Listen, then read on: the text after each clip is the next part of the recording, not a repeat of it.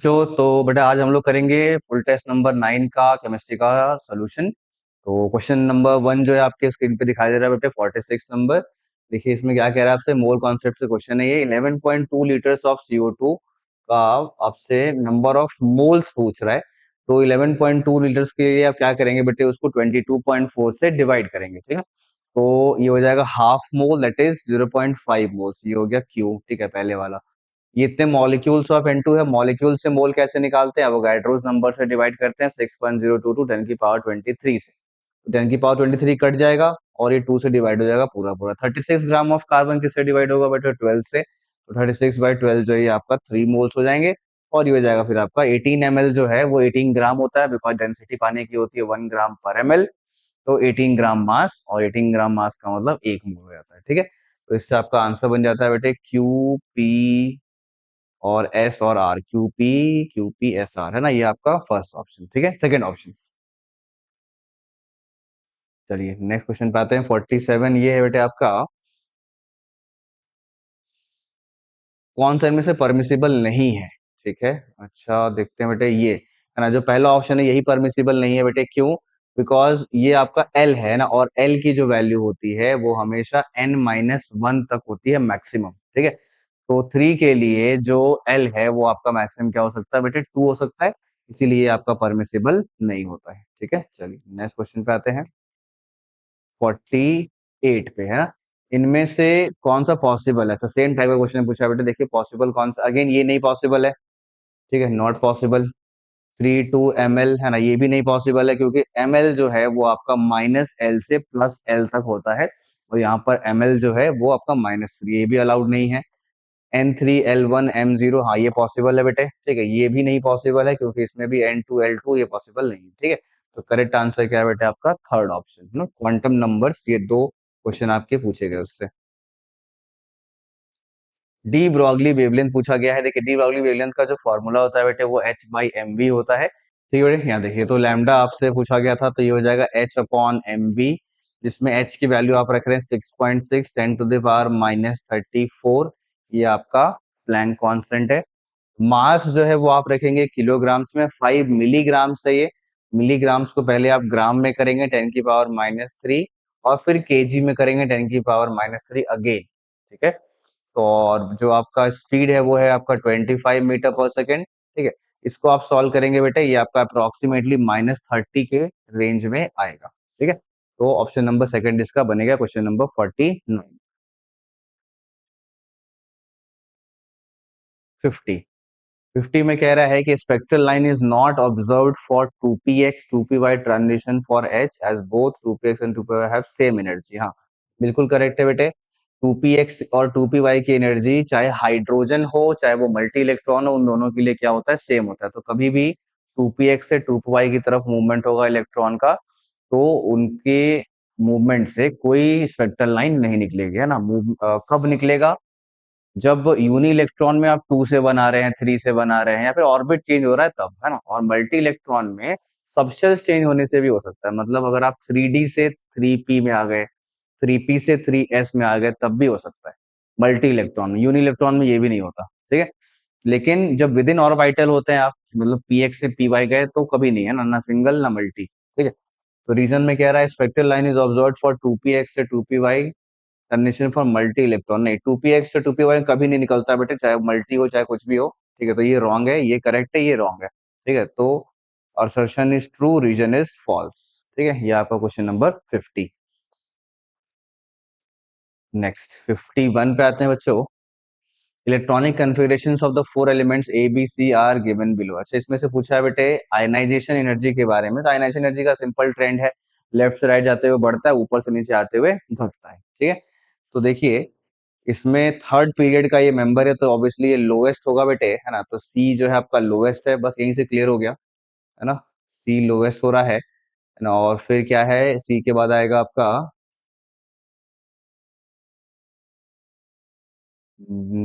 Lowest, है ना, D, है ना। फिर आपका ये आ रहा है बेटे 6 और 2 8। अच्छा कुछ ऑप्शन बन नहीं रहा है, ऐसा देखते हैं चलिए। 6 और 2 6 2 8 2 10, है ना, 10 ये हो रहा है। एटॉमिक नंबर ये हो रहा है बेटे 4 2 6 2 8, जो कि यहाँ पर आएगा कहीं पे। और ये हो रहा है 5, 2 7, 2 9। ठीक है, मतलब यहाँ पर तो इनका जो ट्रेंड बनने वाला है आपस में वो देख लीजिए क्या है। सबसे ज्यादा होगा 10 वाले का, मतलब ए वाले का सबसे ज्यादा होगा, है ना। फॉलोड बाई, फॉलोड बाई ए के बाद क्या आ जाएगा, ए के बाद आ जाएगा 5 और 9 डी वाला, है ना, डी, है ना, और फिर क्या आ जाएगा बेटे, बी, है ना। तो ए डी बी, है ना, ए डी बी, और सबसे लोएस्ट कौन सा है आपका, सी वाला है, ठीक है, क्योंकि वो उसका पीरियड नंबर 3 है, वो एक शेल नीचे आ गए आप, है ना, मतलब एक नंबर नीचे आ गया, शेल ऐड हो गया, तो वहां से इलेक्ट्रॉन निकालना काफी आसान हो जाता है, ठीक है। तो ये हो गया बेटे 51।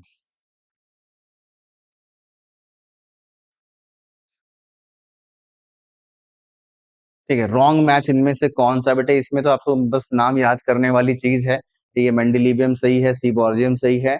जो ये आपका एलिमेंट है 118, जो कि पीरियोडिक टेबल का लास्ट मेंबर है, ठीक है, उसका सिंबल जो है बेटा ओ जी है ना, ठीक है, ऑगस्ट ऑग्नासन करके कुछ नाम है, है ना, तो मतलब टेनिसिन तो नहीं है, क्योंकि सिंबल ओ जी है, ठीक है, तो इसका सिंबल कहीं से भी ओ जी तो नहीं बनना चाहिए, है ना, तो इसलिए ये आपका मोस्ट प्रोबेबली रॉन्ग होगा, मॉस्कोवियम सही है, ठीक है। तो क्वेश्चन नंबर 52, ये तो याद करने वाली चीज है। 53, इनमें से कौन सा रेगुलर ज्योमेट्री है, ठीक है, रेगुलर ज्योमेट्री का मतलब क्या होगा, डिस्टॉर्टेड नहीं, डिस्टॉर्टेड क्यों होता है बेटे, लोन पेयर्स वगैरह होते हैं तो डिस्टॉर्ट हो जाता है, ठीक है। तो H2O में आपको पता है दो लोन पेयर है, तो ये रेगुलर ज्योमेट्री नहीं होगी। PF3 में भी एक लोन पेयर है, 3 बॉन्ड पेयर और एक लोन पेयर है, वो भी डिस्टॉर्टेड हो जाएगा, ठीक है। और SF6 में एक भी लोन पेयर नहीं है, 4 F जो आपका एक प्लेन में रहेगा इक्वेटोरियल पोजीशन में, एक F आपका ऊपर रहेगा और एक F आपका नीचे रहेगा, ठीक है, तो इसके अंदर कहीं भी लोन पेयर नहीं है। तो ये आपका एक रेगुलर ज्योमेट्री है। XCF6 में आपको एक लोन पेयर मिल जाएगा, 8 वैलेंस इलेक्ट्रॉन होते हैं, 6 है बॉन्डेड, है ना, और एक आपका नॉन बॉन्डेड है, ठीक है, तो इसलिए वो भी डिस्टॉर्टेड हो जाएगा आपका। नेक्स्ट 54 पे आते हैं, 2 pi bonds and 1.5 sigma bond are present in. अच्छा, इसमें आपको करना पड़ेगा बेटे कन्फिग्रेशन, कन्फिग्रेशन के लिए आपको ये समझिए, 2 पाई चाहिए, क्या चाहिए, हाँ, 2 पाई चाहिए और हाफ सिग्मा, मतलब 2.5 जो है ये आपका बॉन्ड ऑर्डर चाहिए इनको, है ना। तो आप पहले एनिमिनेट कर लो कौन कौन सा नहीं हो सकता है, जैसे N2 है, N2 नहीं हो सकता, क्यों, बिकॉज इसका बॉन्ड ऑर्डर 3 होता है। C2 नहीं हो सकता, इसका बॉन्ड ऑर्डर 2 हो सकता है, ठीक है।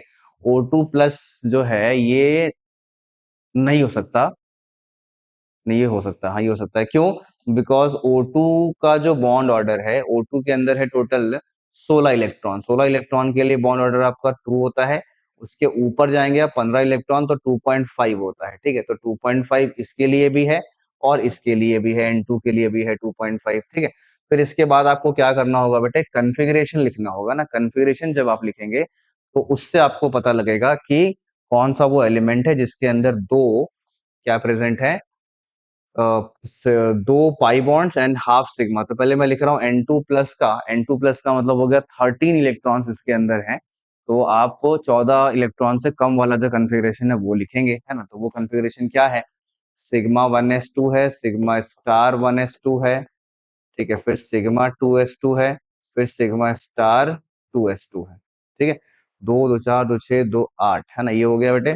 फिर आएगा आपका पाई 2 px, पाई 2 py, है ना, 8 हो गया था ये, 2 10 2 12, और उसके बाद आएगा आपका सिग्मा 2 p z, ठीक है, तो इसमें आएगा एक इलेक्ट्रॉन। तो देखिए ये जो पेयर ऑफ इलेक्ट्रॉन्स है आपका पाई ऑर्बिटल्स में है, इसीलिए इनसे जो बॉन्ड बनेगा वो पाई बॉन्ड बनेगा, दो दो पेयर ऑफ इलेक्ट्रॉन्स है इसीलिए 2 पाई बॉन्ड बन गया, और इसमें एक ही इलेक्ट्रॉन है, इसको आप बोलेंगे half sigma bond, because 2 electron होता तो आप बोलते कि उससे एक सिग्मा बॉन्ड बन रहा है, सिग्मा सिग्मा मॉलिक्यूलर ऑर्बिटल में है इसलिए, ठीक है, इससे एक ही इलेक्ट्रॉन है इसलिए हाफ बॉन्ड बोल सकते हैं, ठीक है, तो इसलिए N2 प्लस जो है वो आपका करेक्ट आंसर है, क्वेश्चन नंबर 54।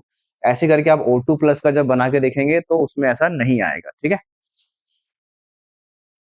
चलिए नेक्स्ट बात करते हैं 54 के बाद 55, इनमें से कह रहा है कि increasing order of the covalent character, covalent character तो डिसाइड होता है बेटे किससे, फजान्स रूल से, ठीक है, तो इसमें देख रहे हैं आप कि कटायन तो सभी का सेम है ना, Ca2 प्लस सभी का कटायन है, उसका अनायंस में कैसे डिसाइड होता है, अनायंस में डिसाइड होता है बेटे आयनाइजेबिलिटी की पावर से, है ना, कितना आयनाइजेबिलिटी जो है वो है, इजीली कितनी वो आयनाइज हो सकता है, ठीक है। तो उसके लिए क्या होना चाहिए, अनायंस का साइज होना चाहिए बड़ा। जितना बड़ा अनायन का साइज होगा उतनी ज्यादा उसकी आयनाइजेबिलिटी होती है।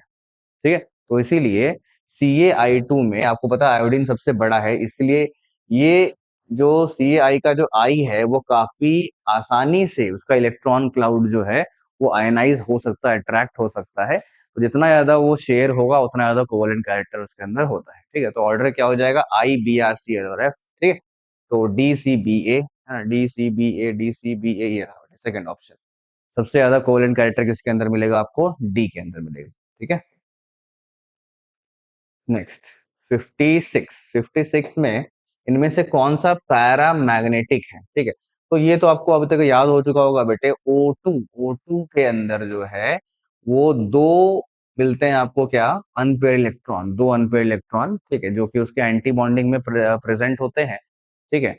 और एंटी बॉन्डिंग पाई ऑर्बिटल में प्रेजेंट होते हैं, है ना। और एक इलेक्ट्रॉन उसमें एक्स्ट्रा है, तो अगर आप एक इलेक्ट्रॉन डाल भी देते हैं तब भी वो एक पेयर्ड हो जाएगा और दूसरा तो अनपेयर्ड ही रहेगा। तो अगर एक अनपेयर्ड भी रहा तो उसको हम लोग क्या बोलते हैं, पैरा मैग्नेटिक। ठीक है। तो O2- is the correct answer. बाकी आप चेक कर सकते हैं, बाकी आपको कहीं पर भी नहीं मिलेगा, है ना, पैरामैग्नेटिज्म। ठीक है। 57, इनमें से सबसे कम हीट ऑफ रिएक्शन, देखो ये ना थर्मो केमिस्ट्री का क्वेश्चन है बेटे, कम हीट ऑफ रिएक्शन निकलने के लिए क्या होना चाहिए, एसिड और बेस दोनों ही वीक होने चाहिए। ठीक है। तो ये देखिए आपका अच्छा ऑप्शन है, बेस भी वीक है, NH4 होगा तो ये भी वीक है। तो फोर्थ ऑप्शन में सभी से कम हीट निकलेगा। बाकी सभी में आपका एक स्ट्रांग है या फिर दोनों स्ट्रांग है, दोनों वीक वाला आपको ढूंढना था। ठीक है। अब कह रहा है बेटे कि इंट्रोपी चेंज चाहिए आपको आइसोबारिक प्रोसेस में, डायरेक्ट फॉर्मूला पूछा है, कुछ पुट भी नहीं करना है ना। हाँ, तो NCP ln T2/T1 ये आइसोबारिक का होता है, आइसोकोरिक के लिए NCV ln T2/T1 होता है। ठीक है। NCP ln T2/T1 is the correct answer. 58। 59, इस बार क्वेश्चन जो है वो थोड़े से स्ट्रेट फॉरवर्ड डायरेक्ट आ रहे हैं। ठीक है। तो ये अच्छी बात है, जैसे जैसे एग्जाम नजदीक आ रहा है भाई वैसे वैसे क्वेश्चन जो हैं वो आपके बहुत टफ नहीं है, एकदम नीट लेवल तक ही चल रहा है। ठीक है। Internal energy change when a system goes from this to this is इतना, if the system goes from A to B by a reversible path and returns to state A by an irreversible path, what would be the net change in the, अच्छा ये तो हो जाएगा बेटे zero. देखो internal energy is a function, is a type of state function. ठीक है। जिसमें कि पाथ पे डिपेंड ही नहीं करता कि आप किस पाथ से पॉइंट ए से पॉइंट बी गए हैं, है ना, किसी भी पाथ से जाइए आपका हर बार जो आंसर रहेगा इट इज जो आपका डेल्टा ई होगा उस पूरे प्रोसेस का वो क्या हो जाएगा, जीरो हो जाएगा। ठीक है।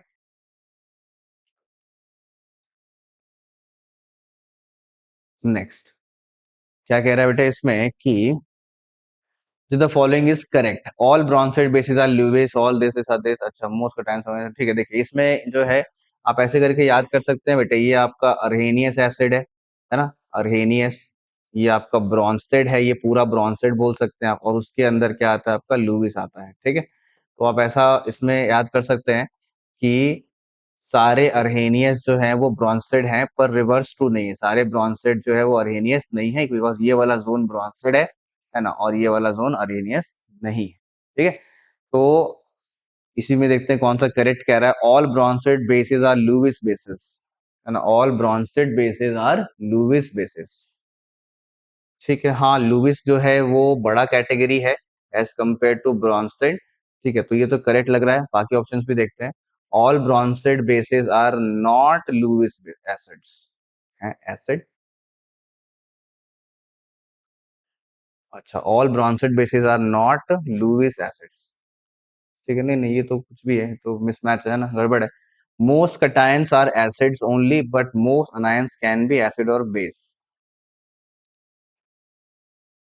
अच्छा, सारे कटायन जो हैं वो एसिड होते हैं, हाँ हो सकते हैं, बिकॉज कटायन जो है वो आपके क्या होते हैं बेटे, इलेक्ट्रॉन डेफिशिएंट, और इलेक्ट्रॉन डेफिशिएंट जो चीजें होती है ना उनके अंदर इलेक्ट्रॉन गेन करने की कैपेसिटी है ना। और लुइस का जो कॉन्सेप्ट वो कहता भी है कि जो इलेक्ट्रॉन गेन कर सकता है वो आपका एसिड है। ठीक। But most anions can be acid और बेस। ठीक है। सारे मोस्ट अनायंस ना, ये तो गड़बड़ है, अनायंस जो है वो एसिड कैसे हो सकता है, अनायंस का मतलब होता है इलेक्ट्रॉन रिच है ना, इलेक्ट्रॉन रिच है तो भाई वो तो एसिड की तरह काम नहीं कर सकता है। ठीक है। All Bronsted bases are Arrhenius bases, all Bronsted bases are Arrhenius bases, सारे ब्रॉन्सेड बेसिस जो हैं वो अर्हेनियस बेस है। नहीं, ये गलत, ये इनकरेक्ट है बेटे, क्योंकि ये जो आपका जोन है ना, ये जोन आपका ब्रॉन्सेड बेस का है, पर ये अर्हेनियस बेस नहीं है। ठीक है, अर्हेनियस बेस नहीं है, तो फोर्थ ऑप्शन जो है आपका ये रॉन्ग है बेटे, है ना। तो इसीलिए ये भी रॉन्ग हो गया। ठीक है, ये तो रॉन्ग था ही। ठीक है, ऑल ब्रॉन्सेड आर नॉट, ये तो बिल्कुल ही मीनिंगलेस बात है। हाँ, और ऑल, हाँ ठीक है, तो करेक्ट स्टेटमेंट पूछा गया था, तो फर्स्ट ऑप्शन जो आपका ये आपका करेक्ट आंसर हो जाएगा। ठीक है, क्वेश्चन नंबर 60।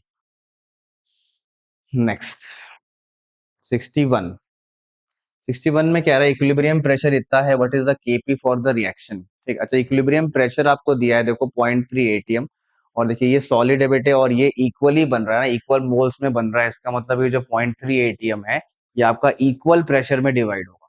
जब तक ये इक्वल मोल में बन रहा है, तो मोल फ्रैक्शन सेम होगा, 1/2 1/2, है ना। और टोटल प्रेशर से आप मल्टीप्लाई करेंगे 0.3 से, तो 1/2 इंटू 0.3 क्या आएगा, 0.15। ठीक है, तो दोनों का पार्शियल प्रेशर सेम है, तो आप केपी निकालने के लिए क्या करेंगे, 0.15 मल्टीप्लाइड बाई 0.15। ठीक है, तो हो जाएगा 225, है ना, 225, और उसके अंदर आएगा डबल जीरो। ठीक है, तो कितने जीरो आ जाएंगे बेटे, 4 जीरो, है ना, तो 0.0225 ये आपका करेक्ट आंसर है, 61, है ना, केमिकल इक्विलिब्रियम। चलिए नेक्स्ट क्वेश्चन पे आते हैं बेटे। नेक्स्ट जो क्वेश्चन है आपका वो है किसके बारे में, पीएच निकालना है बफर सॉल्यूशन का, जब आप इतना मोल सोडियम फॉर्मेट को मिक्स करते हैं फॉर्मिक एसिड के साथ 1 लीटर सॉल्यूशन। देखो, जब आप बफर सॉल्यूशन देखते हैं बेटे, तो बफर सॉल्यूशन के लिए पहले आपको आइडेंटिफाई करना होता है कि वो किस टाइप का बफर है, एसिडिक है, बेसिक है, क्या है। ठीक है, तो आपने देख लिया ये फॉर्मिक एसिड है और ये सोडियम फॉर्मेट है, तो ये एक एसिडिक टाइप ऑफ बफर है, एसिडिक बफर, जिसका फॉर्मूला होता है क्या, pH is equals to pK plus log of salt by acid. ठीक है, तो पीके निकालोगे आप पहले, कैसे, किसका, पीके दिया है, देखो ये आपका के है, तो पहले पीके निकालने के लिए आपको इसका माइनस लॉग के करना पड़ेगा। ठीक है, तो आप 1.8 को ना अप्रोक्सीमेटली क्या मान लीजिए, 2 मान लीजिए। ठीक है, 1.8 को क्या मान लीजिए आप, 2 मान लीजिए, जिससे लॉग लेना आसान हो जाएगा। ये हो जाएगा 4 - log 2, log 2 होता है बेटे 0.30। ठीक है, 0.30।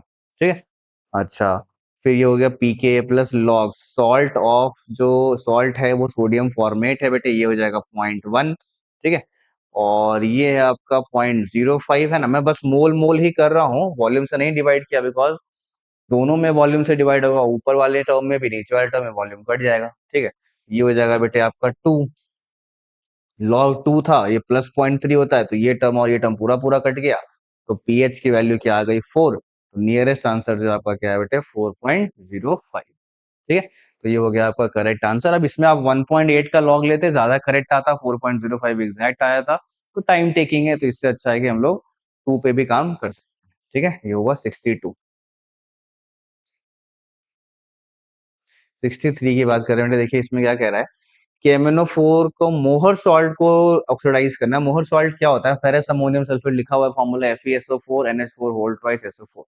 ठीक है, नंबर ऑफ इक्विवेलेंट्स आप इक्वल करेंगे, कि MnO4 का जो इक्विवेलेंट है वो कैसे आएगा, 0.1 इंटू 5 इंटू वी, ये हो गई नॉर्मेलिटी, और ये हो गया वॉल्यूम। 5 कहाँ से आया सर, कि MnO4 एसिडिक मीडियम में एन फैक्टर 5 शो करता है। ठीक है, अब इसका है 0.1 ml, एन फैक्टर कितना होगा बेटे, FeSO4 में Fe+2 से +3 में जाएगा, और कोई ऑक्सीडेशन किसी पोर्शन का नहीं है, अमोनियम में जो है कोई ऑक्सीडेशन नहीं है, इसीलिए ये हो जाएगा बेटे आपका 1, एन फैक्टर 1, और वॉल्यूम है क्या बेटे आपका 50 ml। अगर आप इसको सॉल्व करेंगे तो आंसर क्या आ जाएगा, आंसर आ जाएगा आपका 10 ml। ठीक है, तो correct answer will be 10 ml, ये और ये कट जाएगा बेटे, है ना, तो वी हो जाएगा आपका 10 ml, क्वेश्चन नंबर 63।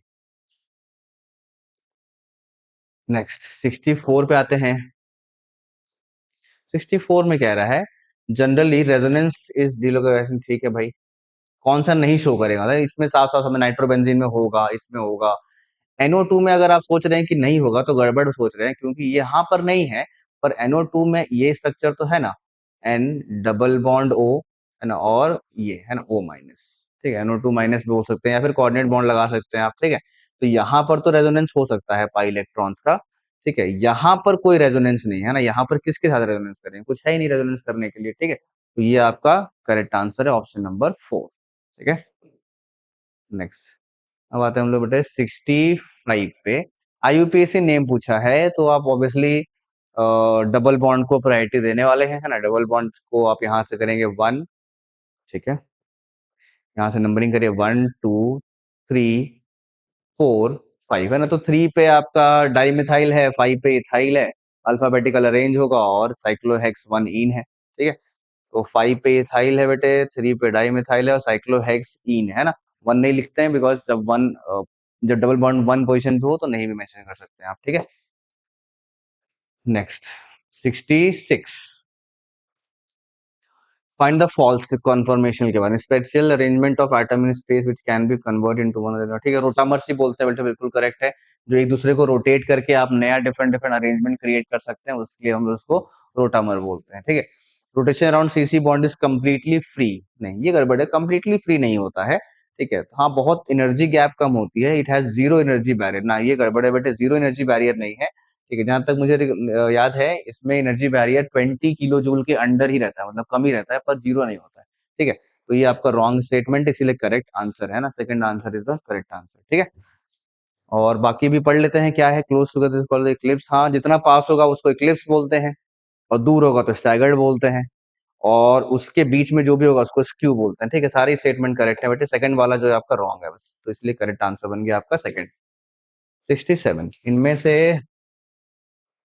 सबसे ज्यादा show halogenation in presence of ultraviolet rays to the following is most reactive, अच्छा मोस्ट रिएक्टिव तो फ्लोरीन, ये तो वायलेंटली रिएक्ट करता है ना, Cl2 के लिए आपको लाइट की जरूरत पड़ती है, Br2 के लिए भी लाइट की जरूरत पड़ेगी, है ना, लेकिन I2 जो है वो आपका कैसा होता है, रिवर्सिबल होता है, ठीक है, उसमें आपको HI को रिमूव करता रहना तो होता है, तभी रिएक्शन हो पाती है, ठीक है, तो मोस्ट वायलेंट जो है वो F2 करते हैं। 68, आइसोब्यूटालीन जब रिएक्ट करता है सल्फ्यूरिक एसिड तो देखिए क्या बनेगा बेटे, हाइड्रेशन होना है ना, आइसोब्यूटालीन होता क्या है, CH3 CH double bond CH2 और CH3, है ना, यहाँ पर H नहीं आएगा फिर, ठीक है, यहाँ पर हो जाएगा CH3, ठीक है, इसको बोलते हैं हम लोग आइसोब्यूटालीन ग्रुप है बेटे ये। अब इसमें आप हाइड्रेशन कराएंगे है ना, वाटर और सल्फ्यूरिक एसिड के प्रेजेंस में, तो ऑब्वियसली जो SN1 मैकेनिज्म है वो फॉलो होगा, मतलब OH वहां पर ऐड होगा जहां पर सबसे ज्यादा स्टेबल कार्बोकेटाइन बन रहा है, तो यहाँ पर क्या लग जाएगा बेटे, OH लग जाएगा, ठीक है, और ये डबल बॉन्ड हट गया, यहाँ पर H लग जाएगा, ठीक है, तो कौन सा बन गया, देखिए आइसोब्यूटाइल अल्कोहल बन गया, है ना, आइसोब्यूटाइल अल्कोहल बन गया, हाँ टर्शरी ब्यूटाइल अल्कोहल भी बोल सकते हैं इसको, आइसोब्यूटाइल टर्शरी बोलेंगे, इसको टर्शरी बोलेंगे, है ना, ये टर्शरी ब्यूटाइल अल्कोहल है, क्योंकि ये जो कार्बन है ये आपका टर्शरी कार्बन है ना, तो ये हो जाएगा बेटे आपका टर्शरी ब्यूटाइल अल्कोहल, है ना, क्वेश्चन नंबर 68, ठीक है बेटे। 68 के बाद हम लोग आते हैं अब 69 पे, इसमें कह रहा है फ्रीडल क्राफ्ट अल्काइलेशन इसमें से कौन सा है, देखिए फ्रीडल क्राफ्ट अल्काइलेशन जो है वो क्या है बेटे, ये तो नहीं है, ये वुड्स रिएक्शन है, ठीक है, दिस इज वुड्स रिएक्शन, ये नहीं है, ये अल्काइलेशन है, ये असाइलेशन है और ये भी असाइलेशन है, ठीक है, तो इसीलिए ये और ये आंसर नहीं है, ये आपका करेक्ट आंसर है, Friedel craft alkylation hydrocarbon chapter से ये पूछा गया है, ठीक है। नेक्स्ट, इनमें से हाईएस्ट बॉइलिंग पॉइंट, देखो बॉइलिंग पॉइंट निकालने के लिए आपको क्या निकालना होगा, डेल्टा टीबी निकालना होगा बेटे, डेल्टा टीबी जो है वो क्या होता है, आई के बी एम होता है, के बी सेम है ना, और आई और एम का जो प्रोडक्ट है वो डिसाइड करेगा कि किसका बॉइलिंग पॉइंट सबसे ज्यादा होगा, ठीक है, तो delta TB directly proportional to क्या, आई और एम, इसका आई है 2 और एम है ये, है ना, तो ये हो जाएगा 0.04, 0.02 इंटू 2 करेंगे, है ना, 0.04, ठीक है, जब सुक्रोज का करेंगे, ठीक है, तो ये हो जाएगा सुक्रोज के लिए हो जाएगा आई फैक्टर क्या 1 होता है ना, फिर CaCl2 के लिए हो जाएगा 0.015, 015, है ना, 3 होता है इसका आई फैक्टर, ठीक है, और इसके लिए हो जाएगा CaCl2 के लिए पॉइंट 3 से मल्टीप्लाई होगा, ये हो जाएगा 0.6, ठीक है, इसका आई फैक्टर 3 है, तो सबसे ज्यादा इसमें आ रहा है बेटे, तो इसीलिए CaCl2 का जो बॉइलिंग पॉइंट है वो सबसे ज्यादा होगा, है ना। ध्यान देंगे फ्रीजिंग पॉइंट अगर पूछेगा तो जस्ट रिवर्स, क्योंकि फ्रीजिंग पॉइंट में डेल्टा जो है वो आपका भले इसका ज्यादा होगा, चेंज इसका ज्यादा होगा, लेकिन जो फ्रीजिंग पॉइंट पूछा जाएगा, ठीक है, तो वो फिर रिवर्स हो जाता है। क्यों? बिकॉज उसमें डिप्रेशन आता है, तो जितना ज्यादा डेल्टा है उतना कम फ्रीजिंग पॉइंट हो जाएगा। दैट इज वाई आई जो है आपका ज्यादा होने से फ्रीजिंग पॉइंट नॉर्मली ज्यादा कम हो जाता है। ठीक है, ये हो गया 70। 71 में कह रहा है ऑस्मोटिक प्रेशर पूछा गया है 0.2 मोलर HCl का। डायरेक्ट फॉर्मूला लगाना बेटे, ICRT। आई की वैल्यू 2 है HCl के लिए, C है 0.2, R आप ले लेंगे 25/3, है ना, क्योंकि आपको एटीएम में आंसर करना है। 0.0821 ले लिया हमने, सॉरी सॉरी सॉरी, है ना, ये नहीं, ये तो आपका 8.314 हो गया, ये नहीं लेना है। ठीक है, आपको लेना होगा, ठीक है, 1/12, है ना, 0.0821 लेना है, तो इसीलिए क्या ले रहे हैं आप, 1/12, है ना, 1/12। और टेम्परेचर कितना हो गया बेटे, 300। ठीक है, इसको आप सॉल्व करेंगे, आपको अप्रोक्स में आंसर मिल जाएगा। ये हो जाएगा, ये 4 से कटेगा, ठीक है, और ये हो जाएगा, ये भी आपका पूरा पूरा 4 से कट जाएगा लगभग लगभग, है ना, ये हो जाएगा 10। 10 के आसपास ही आंसर आ रहा है ना, 3 से 4 कट गया, 4 से 4 पूरा कट गया, तो बच रहा है 10, है ना। तो 9.852 एटीएम जो है इसका क्लोजेस्ट आंसर है। ठीक है, जो कि एग्जैक्ट नहीं आ रहा है, क्योंकि हमने 0.0821 नहीं लिया बेटे, 1/12 ले लिया था, पर चलेगा, है ना। चलिए 72, standard EMF of a cell involving one electron found to be this. E naught दिया है, इक्विलिब्रियम कांस्टेंट पूछा है। देखो ई नॉट दिया, इक्विलिब्रियम कांस्टेंट पूछा है, ये भी डायरेक्ट फॉर्मूला बेस है ना, जो कि क्या होता है इलेक्ट्रोकेमिस्ट्री में, E not cell is equals to 0.0591/n। N जो है वो 1 है, बिकॉज एक ही इलेक्ट्रॉन दे रखा है, और ये हो जाता है लॉग ऑफ के सी। ई नॉट सेल की वैल्यू रखेंगे, ये हो जाएगा 0.0, सॉरी जीरो नहीं है, ये आपका 0.591 है, 591 है, और यहाँ पे 0.0591, इसको यहाँ पर लेके आएंगे तो हो जाएगा 10, है ना, 0.0591 लॉग ऑफ के सी। ठीक है, ये और ये चीज कट जाएगा बेटे, यहाँ पर 10 बचेगा, के सी की वैल्यू हो जाएगी 10 की पावर 10, बिकॉज यहाँ पर बेस 10 है, इसीलिए 10 की पावर 10। ठीक है, ये हो गया आपका क्वेश्चन नंबर 72।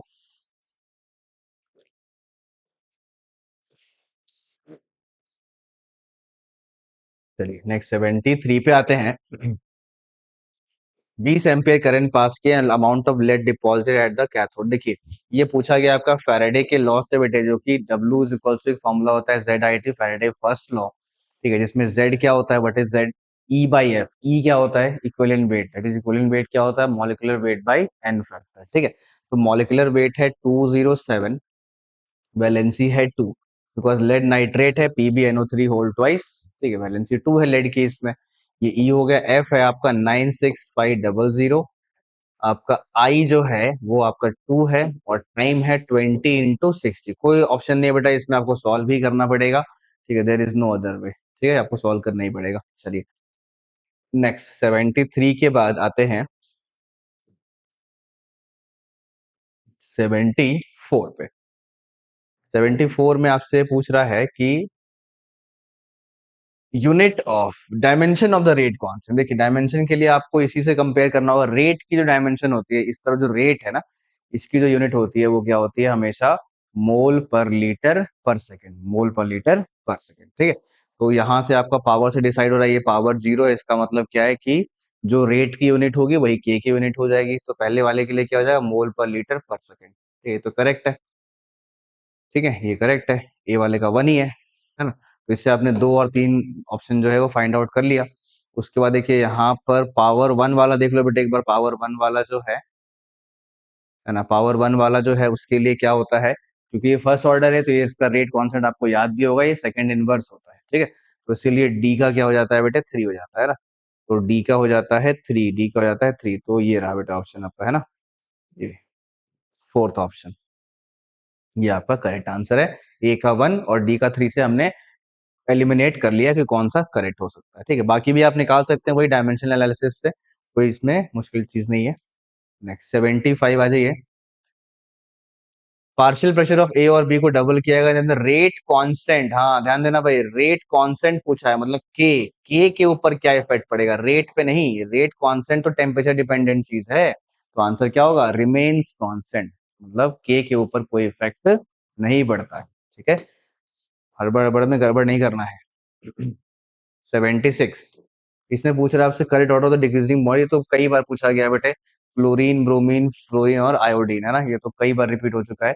ठीक है, तो आपको ये ऑलमोस्ट याद ही हो गया होगा, है ना, कि क्लोरीन जो है वो सबसे ज्यादा है ना। फ्लोरीन का क्यों नहीं होता है? बिकॉज फ्लोरीन जो है वो आपका साइज में छोटा होता है, तो उसमें मल्टीपल लोन पेयर होने के कारण उसमें रिपल्शंस होते हैं, इसलिए नहीं होता है। ठीक है।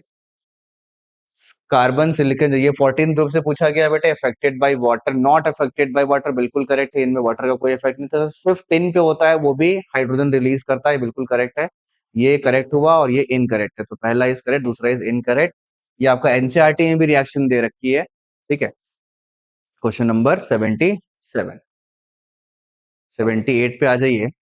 Given below are the two statements, one is labelled as this. अच्छा, सीरियम जो है वो ऑक्सीडाइजिंग एजेंट है वॉल्यूमेट्रिक एनालिसिस में। सीरियम 3+ नहीं है, ये तो रॉन्ग है बेटा। 3+ को नहीं यूज करते, तो 4+ को यूज करते हैं ना, सीरियम +4 को, है ना। सीरियम की जो इलेक्ट्रॉनिक कॉन्फ़िगरेशन है वो होती है जेनॉन 4f1 5d1, है ना, और 6s2, जो कि अपने आप में एक एक्सेप्शन है। ठीक है।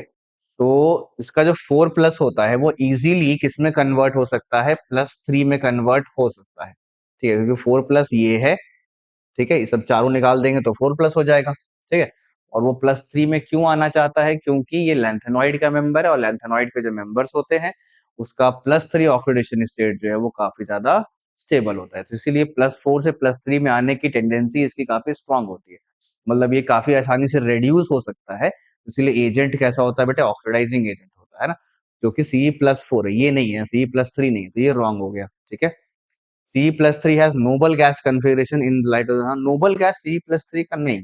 ये 3 अगर आप निकाल भी देते हो तब भी ये नोबल गैस कन्फिग्रेशन तो नहीं है, 4 निकालना पड़ेगा। C+4 का नोबल होगा, +3 का नहीं, तो ये भी रॉन्ग हो गया, है ना।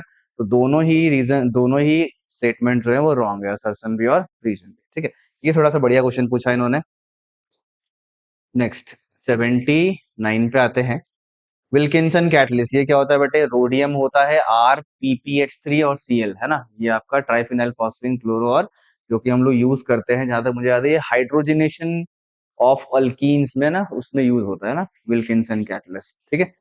कोऑर्डिनेशन कंपाउंड के जो एप्लीकेशन वाला पोर्शन है वहां से पूछा गया है ये। How many total possible isomers shown by above complex? अच्छा देखो, Na2B2 का फॉर्म है, प्लैटिनम है, स्क्वायर प्लेनर कॉम्प्लेक्स बनेगा, क्लियर है, हैवी मेटल है, स्क्वायर प्लेनर ही बनाते हैं। ठीक है। A2B2 में आपको मिलते हैं क्या? सेस और ट्रांस दोनों ही मिलता है। लेकिन NO2 के अंदर एक खास बात क्या है कि NO2 जो है वो एम्बिडेंटेट लिगेंड, तो देखिए क्या क्या मिल सकता है इसके अंदर। एक तो PT ऐसा है ना, एक ऐसे ऐसे करके आपने बना दिया, यहाँ पर आपका NO2, ठीक है, NH3, NO2, ठीक है, और ये हो गया आपका NH3। मतलब इस वाले, जब जब आपका NO2 होगा, तो इसका बन जाएगा आपका टोटल कितना फॉर्म? जब दोनों ही NO2 है तो ये बन जाएगा आपका cis form and trans form, जब इसमें NO2 यहाँ पर आ जाएगा। ठीक है। और क्या कर सकते हैं कि एक जगह आपने NO2 लिया और दूसरी जगह आपने ONO कर दिया, तो देखिए इसके लिए भी आपके पास दो ही फॉर्म बनेंगे, है ना। एक तो ये सिस फॉर्म हो गया NO2 और ONO के रिस्पेक्ट में, है ना, और ये इधर इधर लेके आएंगे, ये क्या हो जाएगा आपका? ट्रांसफॉर्म हो जाएगा, तो इसके लिए भी दो फॉर्म हो गए। ठीक है। और तीसरा जो होगा वो क्या होगा? वो यहाँ पर ONO ये है और ये आपका ONO है ना। ONO क्यों लिख रहे हैं? ये एम्बिडेंटेट लिगेंड होते हैं। ठीक है। यहाँ पर NH3 अभी ये सिस फॉर्म बनाया है, एक इसका ट्रांसफॉर्म भी बना सकते हैं। ठीक है। तो दो हो गया NO2 में, एक दो हो गया आपका NO2 और ONO में, और दो हो गया ONO में, है। टोटल कितने हो गए बेटे? Total number of possible isomers is 6। ठीक है। 80। ये भी अच्छा क्वेश्चन था। 81 पे आते हैं। ये कॉम्प्लेक्स है, oxidation number, number of D electrons on the metal, सब कुछ पूछा हुआ है। ऑक्सीडेशन नंबर निकालते हैं पहले, देखिए क्या है। ये CO3 है ना, तो कार्बोनेट जो है बेटा वो -2 होता है। ClO4 माइनस होता है ये, तो ये -1 हो गया।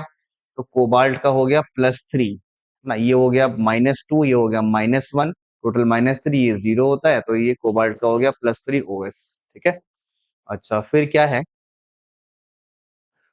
है कि ऑक्सीडेशन नंबर हो गया, कोऑर्डिनेशन नंबर आपको दिख ही रहा है 4, और जो CO3 2- है बेटे वो आपका एक बाइडेंटेट लिगेंड है, तो कोऑर्डिनेशन नंबर 6 है। कोऑर्डिनेशन नंबर 6, ऑक्सीडेशन नंबर 3, और क्या है? नंबर ऑफ डी इलेक्ट्रॉन्स कैसे आएगा इसकी बात करते हैं। कोबाल्ट का जो एटॉमिक नंबर है 27 है, 4s2 3d7। 3 इलेक्ट्रॉन निकाल दिया आपने, 4s से 2 गया और डी से गया 1, ठीक है, तो 6 इलेक्ट्रॉन बचे। तो 6 3 6 ऐसा कुछ ऑप्शन है, ये रहा बेटे, है ना। 81, 6 3 और 6। चलिए नेक्स्ट 81 के बाद आते हैं हम लोग 82 पे। अल्काइल फ्लोराइड जो है वो प्रिपेयर किया जाता है बाय ट्रीटिंग विथ एजीएफ। हाँ, ठीक है, बिल्कुल सही है, स्वार्ट्स रिएक्शन बोलते हैं इसको। Swarts reaction is not use to prepare, गड़बड़ आई है तो, है ना। स्वार्ट्स रिएक्शन को ही हम लोग यूज करते हैं अल्काइल फ्लोराइड को बनाने के लिए, तो assertion is true, reason is false. ठीक है, 82। 83 में आ जाते हैं।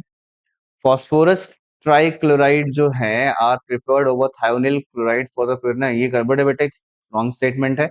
क्यों? बिकॉज SO2Cl2 का जो बाई प्रोडक्ट होता है वो दोनों ही गैसियस है, SO2Cl2 दोनों ही गैसियस फेज के होते हैं, जिससे कि उसका रिमूवल रिमूवल जो है वो इजी होता है। ठीक है, तो इसीलिए हम लोग PCl5 PCl3 की जगह SO2Cl2 से हेलोजनेशन कराना प्रेफर करते हैं ना। बाई प्रोडक्ट गैस है, रिमूव हो जाता है, तो रिएक्शन जो है वो अपने आप आगे की तरफ मूव करती रहती है।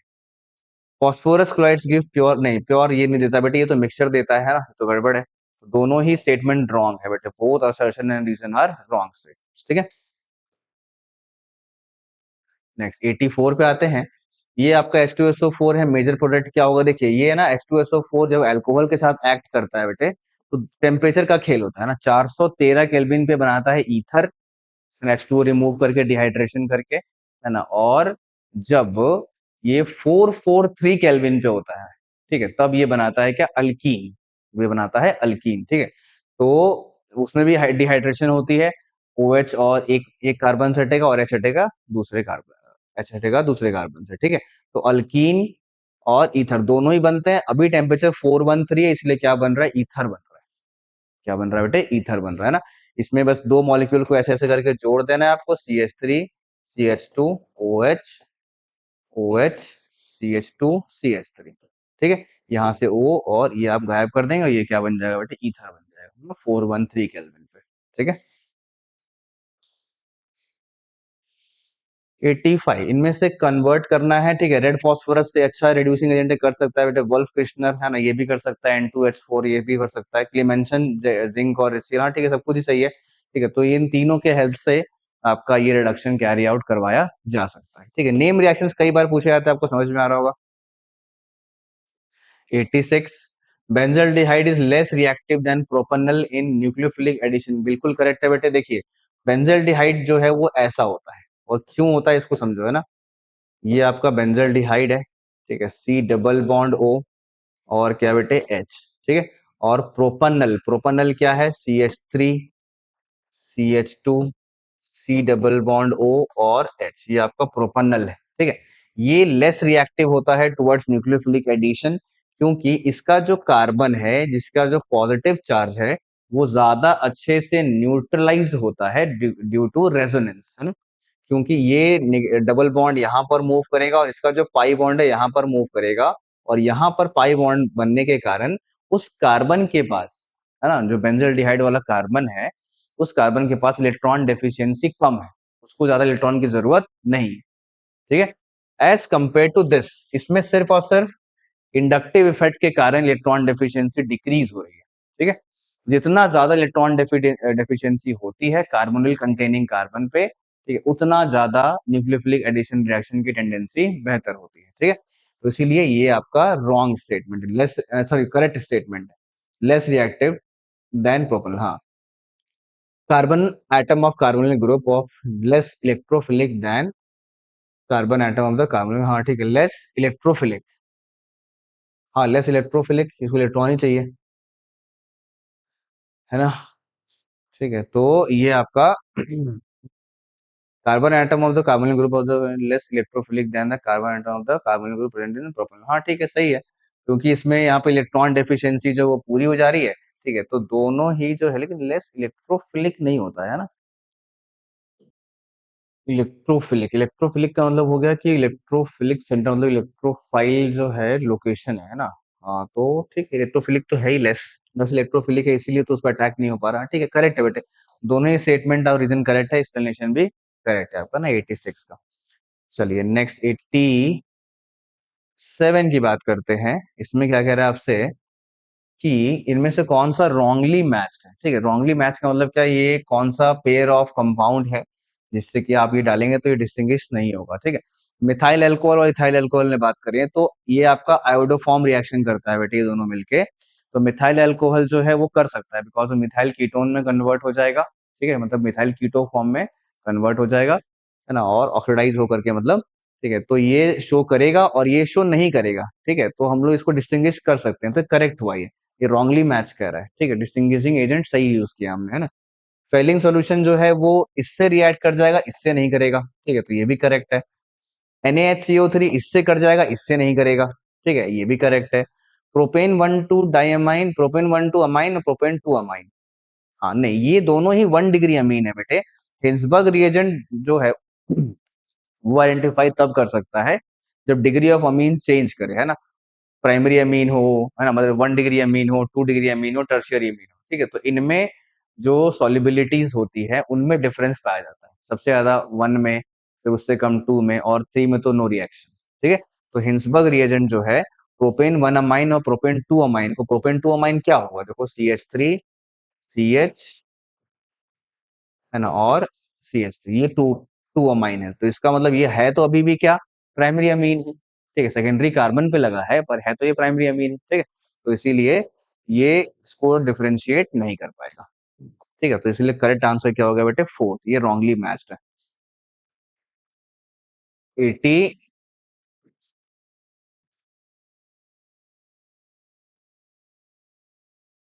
88 पे आता है, हाँ देखिए 88 में क्या कह रहा है, ये आपका डाइजोनियम है, ऑब्वियसली इसको N2 + Cl- में कन्वर्ट करेगा, ठीक है, ये Cn लगा है, गैटरमैन रिएक्शन, ये हाइड्रोलिसिस कर रहा है, हाइड्रोलिसिस Cn की करते हैं बेटे, वो किस में कन्वर्ट हो जाता है, कार्बोक्सिलिक एसिड में कन्वर्ट हो जाता है, ठीक है, तो आंसर कौन सा है, देखिए बेंजीन के ऊपर कार्बोक्सिलिक लगा हुआ, CH3 C6H5 है ना, बेंजोइक एसिड आपका ये बन जाएगा फाइनल 88, काफी इजी रिएक्शन, ठीक है। अगर आपने एनसीईआरटी के कन्वर्जन रिएक्शंस किए हैं तो काफी आसानी से आप कर सकते हैं।